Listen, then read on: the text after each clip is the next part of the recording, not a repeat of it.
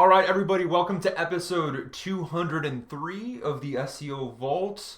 We've got a special one today. We've actually got Bryan King here, somebody that I used to work with in the past, and somebody that for sure has a lot of interesting experience that he can share with us. So, thank you again for everybody that's tuning in. Remember to head over to our YouTube channel and get subscribed on there so that you can see all of the videos as they come up. We do put them out on Wednesdays, but that's the best way to kind of see our live feed of all that information. If you're not in the local client takeover group, you're going to want to go over to Facebook right now and get joined in on there. That's basically where we share all of our information across the Web 20 ranker brands also. So, without further ado, welcome, Bryan. How are you doing today? I'm doing well, doing well. Thanks for having me. Looking forward to it. Been watching these for such a long time and commented on lots of these as well. And just happy to be here. Happy to just to discuss some things with you today. Awesome, awesome. Yeah, it's been, I guess, a bit of time since we've worked together on the same team. But before we hear about what you're doing nowadays, I like to kind of back things up with all our guests and ask, how did you get started with SEO? So I think you said you did a little bit of work on your own before you got into the agency side. So I'm curious to hear, what does your journey look like from the very beginning? Yeah, I think it's really interesting because so many people in SEO have such a diverse background of how they came into SEO, and mine is no different than that. I was actually working I was actually working as an eighth grade social studies teacher, middle school teacher. If you have any 13 or 14-year-olds, you can feel my pain with that. But yeah, so I was working as a middle school teacher, and I actually decided to start a local business in my area, a car detailing business. And so I was doing that on the weekends, doing that on the side. It was picking up, but I was looking for more leads. I think every local business owner can empathize with that, looking for more leads for their business. So, I started researching how to get more leads, and I found this thing called SEO, and I was really interested in it. What is SEO? How to build a website, how to get more leads through Google. So I went down that rabbit hole and built a website for our business, and did SEO, got it ranked really well in our local city, and eventually stopped teaching and ran the car detailing business and did website and SEO for a few years then, and after that I sold off part of my ownership to another local detailer. So he still runs the business, but Oh, nice. It's still there? yeah, it's still there. It's still there. I'm still a partner in that business, and I help with the website and SEO side of things, and it's going really well. So after that, I said I wanted to solidify some of my skills even more. So I joined a law firm marketing agency. That's where we work together, and worked there for about 2.5 years, and now I am freelance SEO, freelance web developer. Help a lot of the local businesses in my area with some consulting and building some websites and doing SEO. So So, I'm curious because I think the first time I saw you online, it was in, I believe, the local client takeover group. How did you come across Web 20 Ranker in the first place? well, it's hard to do anything in SEO and not hear about Web 20, right? I Okay. mean, it's such a large force in the SEO industry. So as I was researching SEO, I was looking into how to learn more about it. I came across Web 20, and I think I purchased some press releases and maybe some citations from Web 20 several years ago, and since then just been following local client takeover and the different resources that get put out by Web 20, and it really was substantial in a lot of the things that I learned initially about SEO. So been following it for a long time. Yeah, I'm trying to remember what kind of content I might have came across first with Web 20 Ranker myself, but that's definitely what I hear a lot of as far as, oh, I was researching this or that, and I came across this specific resource that they had.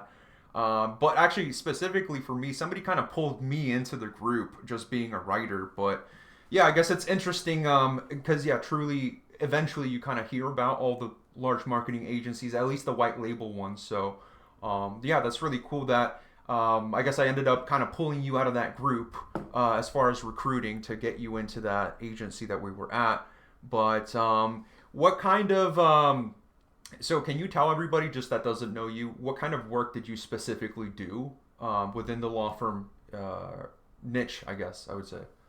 Yeah, so the agency that I worked at had an SEO department and also a kind of a web development department. They were separate. Some agencies it's kind of combined, some not. So, I started in the SEO department there and was just working in the daily operations of working on optimizing the GBPs, optimizing the websites, different things like that. As the company grew, they definitely split the two departments into two separate departments and I transferred over to the website development department. So I was really keen on managing the website development projects from onboarding, to strategy implementation to the actual development of the site. I managed a team of developers there and designers all the way to the end of the project when the site was ready to go.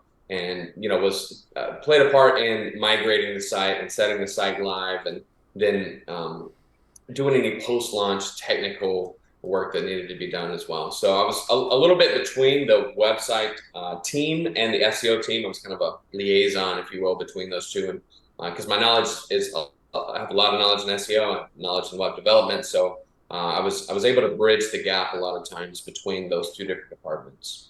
Yeah, I remember, and yeah, definitely. I guess when the agency's still kind of small, there's a lot of multi-use for employees, so it's like natural. I guess eventually things start to split, things start to get moved around. So yeah, so you definitely got a good, I guess, well-rounded experience with SEO as far as being inside of an agency. I'm wondering what your favorite part was of working on such competitive campaigns, having had a little bit of an effort into everything across the different departments.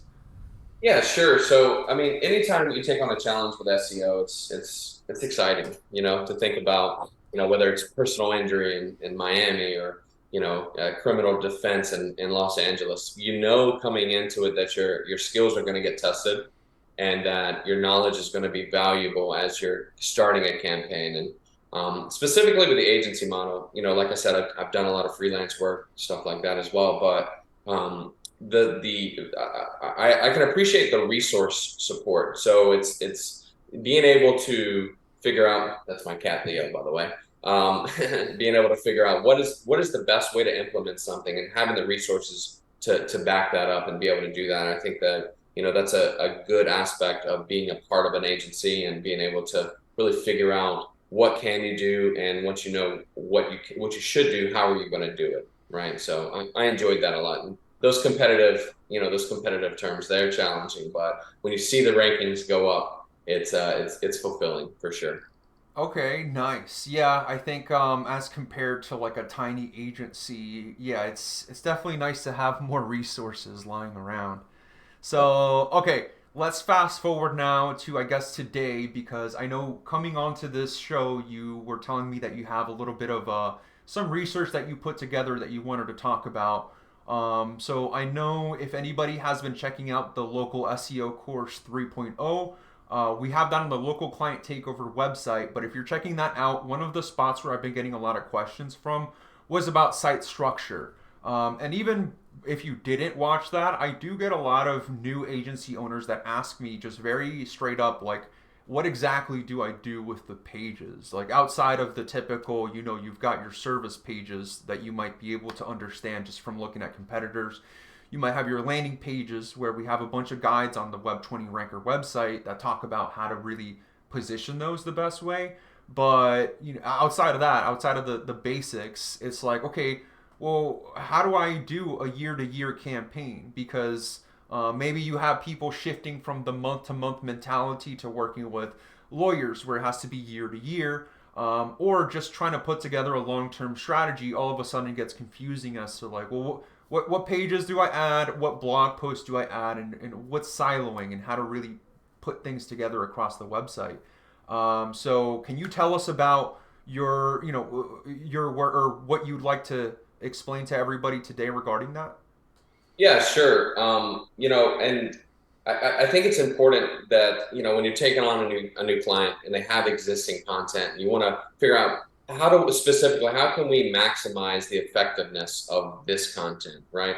But even if they don't have a lot of content currently, this can also be used. If you're starting a fresh site, you're wondering what's the best way to move forward with a brand new site, or if you're bringing on a client that the site has some authority already, the strategy can work for both of those scenarios, right? So it kind of goes back to EEAT, right? That's the very popular. Everybody is aware of EEAT. This specific strategy is about how to build up the authority of your site. That's what we're talking about, is what do you do to increase the authority for your site, specifically with the content that you want to add. How do you add the content? What content do you decide to add? How do you decide which content to add? So specifically, this is about blog posts. If you want to, how do you pick the best content for your articles that can help build the authority for your site?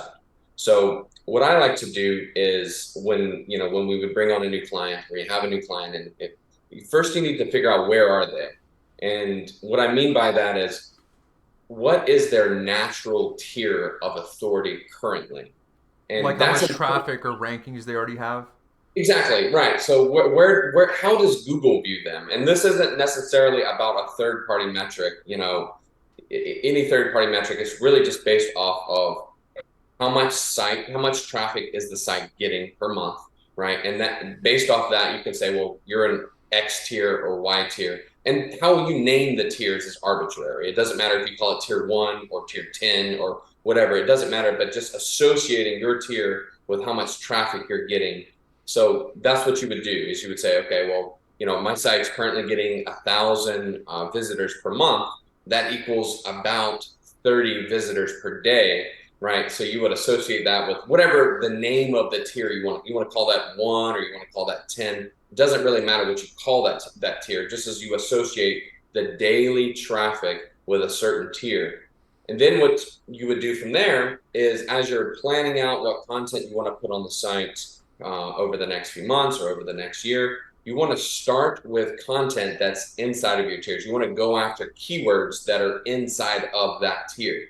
Because if you think about it logically, if your site is only in tier 2, and for example, that's just arbitrary, and you want to write a blog topic about something, and you're getting 1,000 traffic per month, so 1,000 visitors per month, it wouldn't make sense for you to write a blog topic that gets 30,000 visitors per month per se. Google's not really going to trust you. That's a very impactful blog topic. Google might not trust you to rank you for that initially. So instead of going after the 30,000 traffic per month blog topic, you want to go after one that's in your tier. And you want to match your tier up, or the traffic of the article, or the traffic of the keyword that you're going after, with your daily search volume. So going back to my example, if your site gets 1,000 visitors per month, that's about 30 visitors per day. You want to target keywords that are in the 30 visitors per month.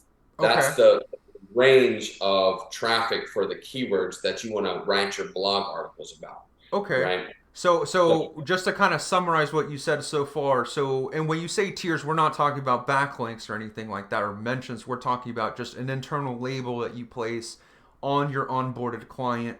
And I guess I can imagine your CR, or maybe not CRM, your task management platform, or however you're organizing your clients, you probably are categorizing with the tiers as well. So you're saying essentially, so I like what you said so far, where it's like, don't just choose the one metric, because I definitely see a lot of people just go off of DR and start to classify people like that.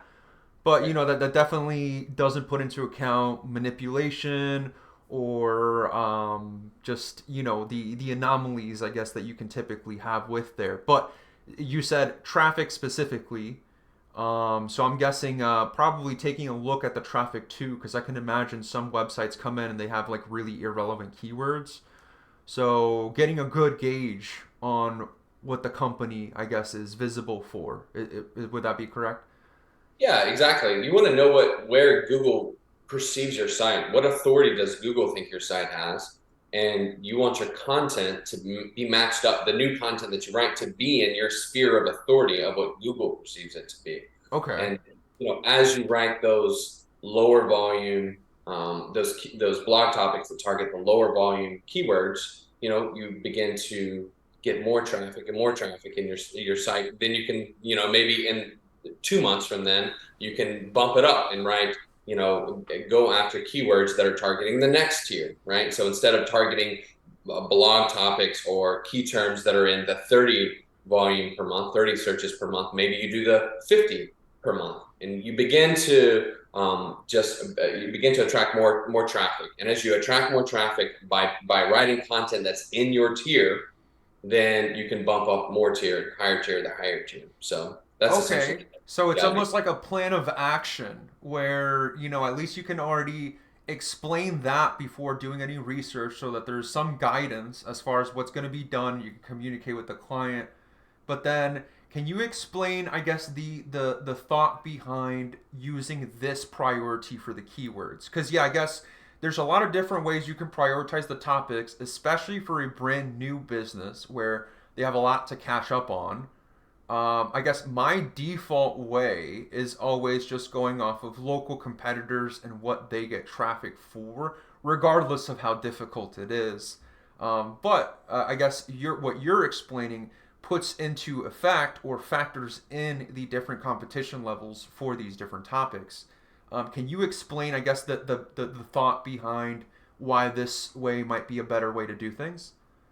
Yeah, I think that by doing it this way, you would insulate yourself, because of course you could say, well, we could just build links, and that would increase the traffic, but you never know unfortunately, we all know how important links are, but you never know when you're going to lose a link, how things are going to change, or, even if Google sees a link and gives you a temporary boost in authoritativeness, we don't know how the algorithm is going to change in 6 months, and they may bring you back down to your correct tier, without the links considered. So as you're analyzing your competitors, they may have inflated authority because of the links. And of course, getting links is important, but this is a way to protect yourself from algorithmic updates or loss of backlinks. Yes, you should still build the links. Yes, you should still do on page. You should do all the other things that you can do to help boost the authority. But by having the foundation of going into or following your natural tier, that will help you. So, or that'll help you long term be protected from those algorithmic updates, which the competitors, your local competitors, they may be punished by Google for during the next algorithmic update. So, like if you Yeah. compare yourself with the competitors, you don't know what the competitors are doing and how they could be affected in the future by the algorithm So yeah, I update. guess I can definitely the way that I can see it playing out is way more stability with the rankings that you see. So I guess it sounds like the other thought with that is, well, if you can maintain a steady amount of traffic that started to come through at an increasing level, then it should contribute now towards the more competitive queries that might be bouncing up and down. Because if you flip it the other way around entirely, and you only focus on good links and maybe like really crappy quick content, and then let's say you only build links to the competitive ones, yeah, I guess I could certainly see the bounce up, bounce down, bounce up, bounce down. It really just correlates with the link building. So I guess that's a really good thought. I can already think of, maybe campaigns where the client doesn't have a nice budget and we're really just trying to squeeze out everything possible without a sufficient match to the competition. I could see using that strategy as far as something that might be a little bit more strategic than just copying the same type of strategy that you would for your very competitive clients that you have. So that's pretty Exactly. interesting. And I Yeah. guess it sounds like I guess the tough part is also getting. What do you think about collecting the topics then? Would it be something where that you collect every month, or would you want to build a repository of topics off of that? I would build it in the beginning. That's a part of, after they're onboarded, beginning part of the campaign. Let's go through, Ahrefs, obviously a great tool. You can search your, whatever, and we'll get into that next, what you want to link the content too, how you want to silo the content. But for example, if the category of the topics that you're searching for is personal injury, you go to personal, type in the personal injury lawyer into AHREFs, go to the matching terms, go to the bottom, questions also asked, and or the questions asked about that, and just sort it by the traffic value, or not the traffic value, but the search volume. And you can see there's probably a long list of key terms there in each tier of search volume that you can go after. It's probably most likely already there. It's a matter of searching it in an Ahrefs and coming up with that list. So definitely do it in the beginning. Have it planned out. That would be my recommendation. Okay, nice. Yeah, I think that a lot of people can certainly use that to their advantage also. Again, yeah, I can think of a lot of like smaller businesses don't have too much of a budget, and I guess it's better to perform something where they get consistent gains than not. And then, yeah, I guess if the competition level is also not that bad for the top end, the more competitive queries for their business, that might be a pretty good way to, I guess, better judge how much link building you do need versus kind of starting with the heavy link building from the start. So I'll definitely put that into consideration as far as what I'm doing, because that, we could definitely find some clients where it makes a lot of sense to do that.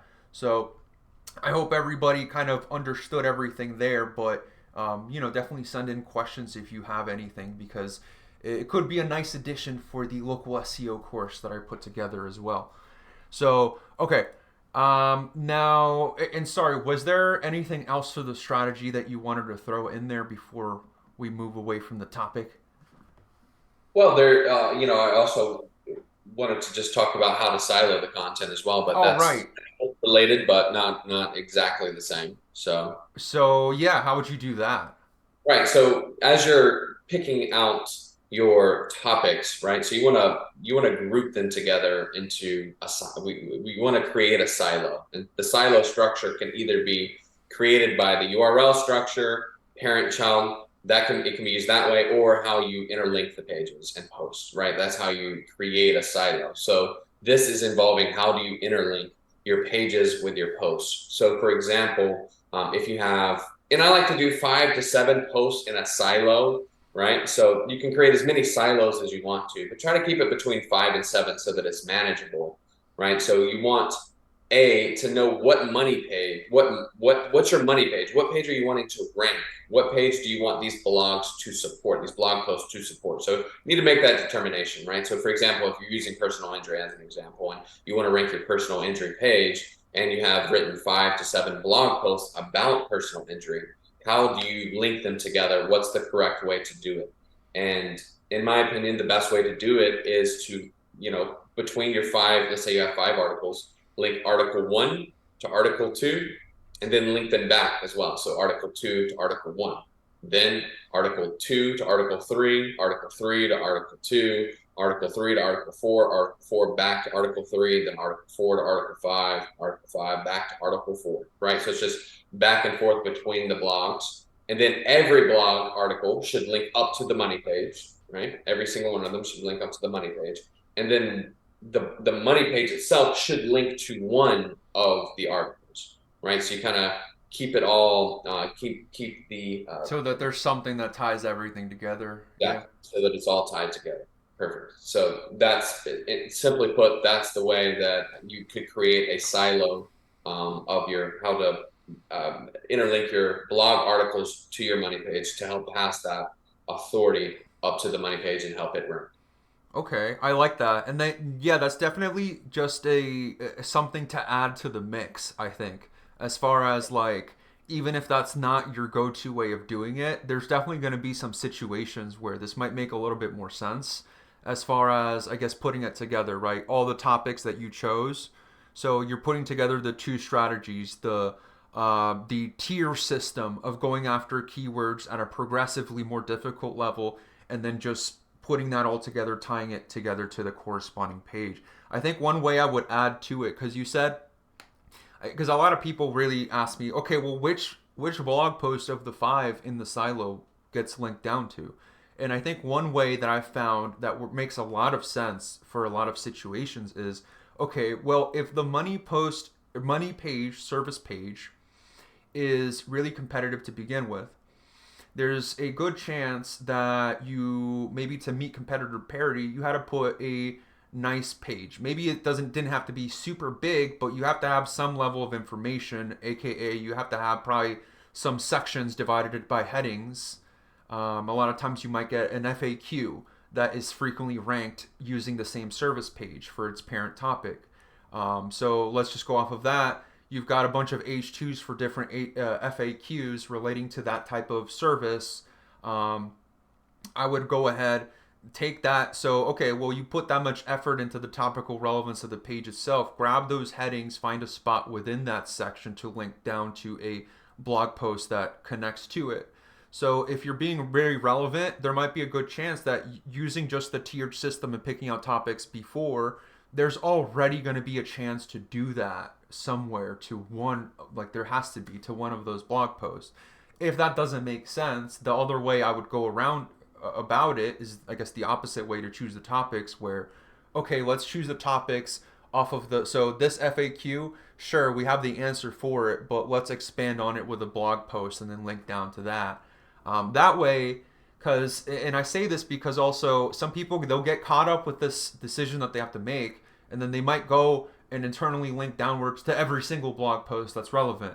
And then you've got a page with tons and tons of internal links to everything because it's like, well, the goal is to internally link, so of course they just go overboard. So I guess that could be a good way to like limit yourself, right? If you're not introducing different topics on the one key page, maybe don't be pointing down to a blog post. And if there's no opportunity for you to point down, you might have picked something that's not entirely relevant. So yeah, I guess that I hope that makes a lot of sense for people going through this because there's so many different ways to do it. But having some type of a structure there can definitely guide you more so than just not having anything at all. But Yeah, and just one last thing I would add to that. As you're picking the topics for your silo, you may want to kind of go outside that thinking for just a second and pick one that's really good. Like if you have resources and you want to you're going to write 7 articles, maybe pick one of those and put extra resources to it. Make it really, really a really good article so that that article itself can attract some natural links as well. And then that's just going to help everything, the entire silo. If you can put one really great so article maybe you're saying at least one in that silo, that effort that you made should be like a very linkable yes, asset. yes. Okay, that makes a lot of sense. Yeah. Having at least one in the silo to be like, okay, well, realistically, this page is going to be that good and that filled with info that, let's say we do have to build links to rank it. Well, okay, once it's ranked and people are finding it, there's a realistic chance that that's going to get links on its own. And now that whole silo has something to fall back on other than just new backlinks built ongoing. Okay, I really like that. So that, yeah, there's a whole lot of thought that goes behind that. I think, yeah, for anybody listening, just trying to come up with a process that incorporates that, I guess you can imagine you get a lot more stable or more higher chance of success, I guess, than just picking topics at random and just internally linking them just to internally link them. So yeah, okay, great, yeah, great information. So thank you so much for that. Of course. Okay. Anything else you want to add? I guess yeah. Before we move away, anything else specifically also in the realm of what you noticed or what you already talked about? I like to ask everybody. It's like, what's one thing that you think people are messing up with that they should be paying attention to?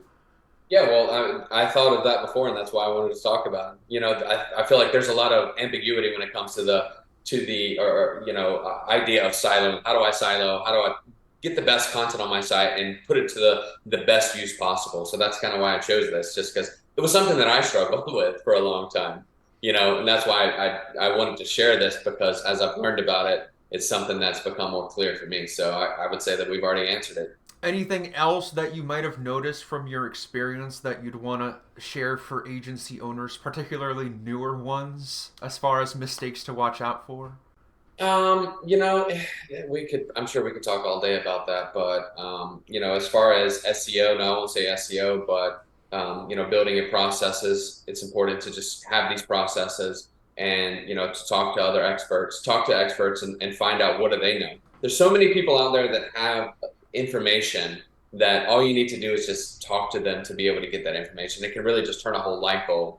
It would be a light bulb for you, a light bulb moment, and can really transform, your whole operations based off of learning something. So just continuously be learning and talking to as many people as you can to learn as much as you can. Nice, nice. So if anybody is not already connected with other marketers and they feel very isolated, well, the best way is to join the local client takeover group.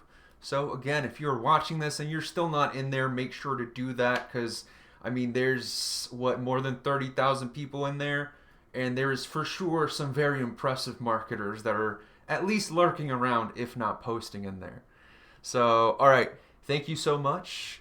Let's shift gears a little bit. Before I talk about the different news pieces that we can bring up and discuss, I wanted to quickly go over a few updates from Web 20 Ranker. So, if you still have not checked it out, Mark was able to produce a new SEO pricing calculator. So, not only does it have the ability to choose between any GBP category that you have in any city to be able to get a quick analysis and a quick quote, but it also incorporates different needs. So if you take a look at, I believe it's like the second tab that's on there, Mark went through and actually put together a little bit of a matrix if you have lead data. So that's going to be the key thing. If you're brand new to this, you don't have all that data unless maybe you have a friend that's willing to just share it with you.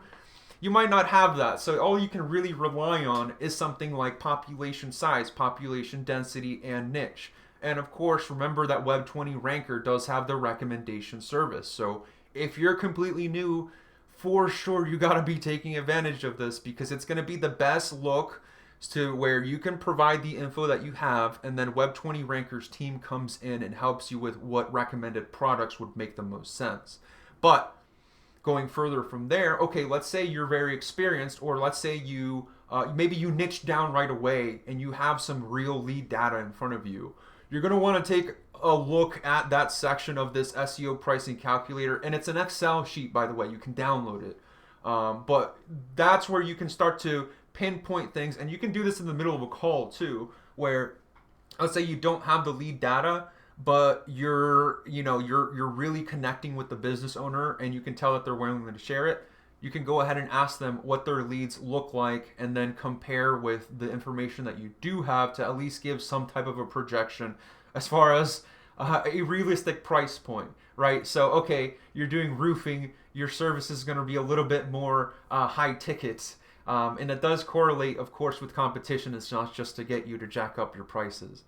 But yeah, take a look at that. All you got to do is put in your email address and then you can get that download. And for sure, let us know if you have feedback because that's the thing. We can definitely add to this. Same thing with the local SEO course as well. Any feedback at all allows us to add to, I guess, the places that you guys need the most help with. But okay, outside of that, we are putting out SEO testing updates. So I know Mike in the past week had some information to share. So by the time this video goes out on Wednesday, you should see an update regarding something interesting with the Google search generative experience.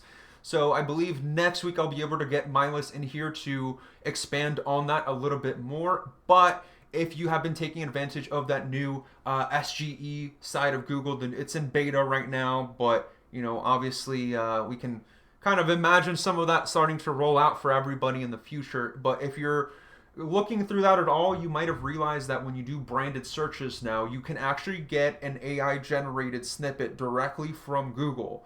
So that's, and I would say that this is huge because let's say you have a new client and you're trying to gauge like how messy they are on the platform. One of the fastest ways that you can do that, I mean, you could do this in the middle of a call. You just look up the name of the business and the city where the GBP is, and the SGE section drops down and it literally tells you everything it knows about the entity. So right away you could see, oh man, it doesn't know what the right phone number is. It doesn't know where the right street is that they're on, or it obviously does not know what other entities are associated because it also has the little section where it shows the little rich results, where it shows everything else that corresponds to it. But be on the lookout for the SEO testing email newsletter, because it's definitely exciting to see how the platform evolves and how we can take advantage of things using press releases. So that'll be it for updates from Web 20 Ranker. But again, follow the Web 20 Ranker page on Facebook if you want any more brand specific updates. Okay, so let's go over to the news. So, Bryan, did you have anything specific that you wanted to point out to everybody? If not, I had really just one main point as far as new things coming out this past week that I wanted to touch on. Yeah, I was looking at the ChatGPT, the new web crawler. I thought that was interesting, or the article that was shared about that. Right, right. So let's take a look at that. So if you are, I guess everybody nowadays is messing with ChatGPT. So this is something that you really should, I guess, be aware of. If you or any of your clients are worried about the privacy aspect of it. So obviously, these people, and it's not just OpenAI, you've got every player in the industry. They're going crazy after data, even more so than before. Your data is so valuable to these people, even if it is properly anonymized, which who really knows? But even if it is properly anonymized, I guess it puts into concern, especially creative people. Are you guys just crawling through all my content? Because yes, they are. They're going through your images, they're going through your content. Google's going through your emails. They're really using that to create value for their platform, and they're not exactly paying you back for any of that. So there's some new documentation put out by OpenAI here regarding GPTBot. So if you have any clients that are particularly sensitive to not wanting to have their content be crawled by GPTBot, you can certainly go ahead and prevent that from happening by disallowing them. So there's some new documentation on how to specifically do that if you are worried about it. I guess my thoughts are I hope that everybody kind of has a way to properly let people be excluded. But I know that the laws kind of haven't caught up entirely yet. So there's an interesting mix of the market kind of doing what they want until the law kind of comes in and says otherwise. Wondering what your thoughts are on all of this. Well, I think that, as you said, the law hasn't caught up yet. So it'll be interesting to see in the next few years how these things are taken into consideration. But protecting your privacy, having the ability to do that is important, as we all know. And it's just going to be interesting to see how this all plays out, and how things progress for not just ChatGPT or not just OpenAI, but all of the AI software in general. Are you gonna So, block GPTBot?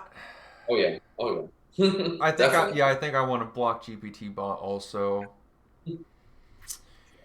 Yeah, too bad for them, but Right. all right. Another thing I wanted to bring up, if you guys have been looking through the different forums, it looks like there's been new waves of attention towards fake review acquisition. Seeing a lot of people mention that their campaigns where they're doing stuff they shouldn't be are getting hit lately. I guess there's a lot of people that are complaining about their maps rankings that took a hit in the past week, and it looks like there was a nice big wave of deleting of reviews that happened yet again. I think I heard, I saw people last month talking about it. I did hear last month anybody that was placing reviews with .edu Gmails were, woke up to a very sad day, I guess, seeing all the reviews gone. So I guess, my personal thoughts are definitely think about how much time and effort you're placing into that versus how much value you could potentially build over the long term if you have maybe some software or just an extra service in place to try to have a hand on review acquisition. Do you have any thoughts to this as far as, and there's a lot of different ways. I think I want to cover it a little bit more on the SEO course, but do you have any thoughts as to what people should be doing with the review acquisition?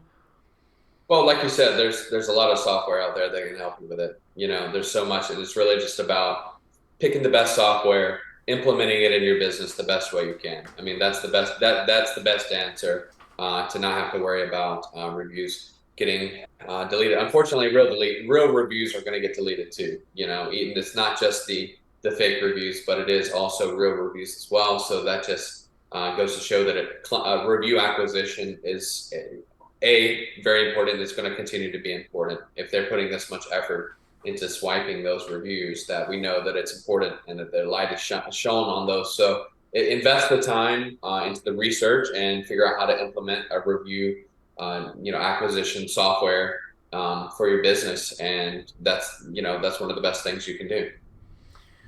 For sure, for sure. Wondering if you have any other news you might have come across over the last month or so you might want to bring up. The reviews I've talked about the reviews and incessantly, so that's been a big thing. A lot of the local contractors. I do a lot of work with home services as well, and so I'm in a lot of Facebook groups with people that own these different home service businesses, and everyone is complaining that, oh, my reviews are getting deleted. Why are my reviews getting deleted? Why are my reviews getting deleted? So I kind of mirror that same sentiment. Hey, you need to figure out how to get more reviews as much as you can. So I spend so much time thinking about that and talking to people. I don't really have any other. Yeah, I guess the main thing to take away is like it's definitely worth investing it because of the conversion aspect as well. I know we worked specifically in the legal niche, and sure, maybe there's some business types where it might not matter if your customer leaves a one sentence review, but I mean, if you're trying to judge who to hire as your lawyer, you're not going to get very much value reading reviews like that. So I guess my final piece to that, anybody that's working through their review acquisition software, doing the email campaigns, don't forget that there's different levels of value per review depending on what happened, what the experience was, and just how much effort the user gave. If you are in any type of serious your money, your life type of niche, you can guarantee that the customers are reading through the reviews. So if you've got some funky fake ones, if you got some John Smiths, I guess, random names and stuff like that, unused accounts, even if they do stick for now, they're not really going to be as valuable as the long-term ones. And at the end of the day, yeah, you said even real ones come down. So there's only one way out of this, and it's just to keep getting real reviews consistently. So yeah, wonder if anybody else is kind of coming up with any other clever strategy. But I know one thing I can throw in there just for anybody facing this issue. I would say think about in-person events. Think about in-person marketing. Obviously, we're all digital marketers. It's kind of common. We might forget that there's other more traditional ways to reach people, particularly if you have a business that has existing clients, right? So whether you have to be mailing things out or not, you got to figure out some type of a process. And I'll tell you, if you don't think it's valuable, like it is, and you definitely have to convince your end client to maybe pay you for those efforts. But yeah, that's pretty much it. Bryan, I'm wondering if you have anything else to add before we wrap up. Nope, I'm good. All right, for sure. So thank you again for stopping by. I hope everybody got a bunch of value as far as picking out blog topics and knowing how to silo them, at least gaining that little bit of insight about different ways that you can do it. Remember, any sort of efforts like that are going to be better than none, especially if you are using data to lead your answers. But thank you so much, Bryan, again. Where can everybody find you? So right now, the best place to reach me is on LinkedIn. I shared my LinkedIn with you there. You can send me a message there, reach out to me if you have any questions. So that's the best way to reach me. All right. Well, thank you everybody who tuned in. Again, this was the Local SEO Vault. Go check us out on YouTube. Please go ahead and subscribe if you're not already. And we appreciate any sort of feedback that you guys give us, whether it's in the comments or whether it is through the Web20 Ranker chat on the website. So thanks again, and we will catch you guys next week.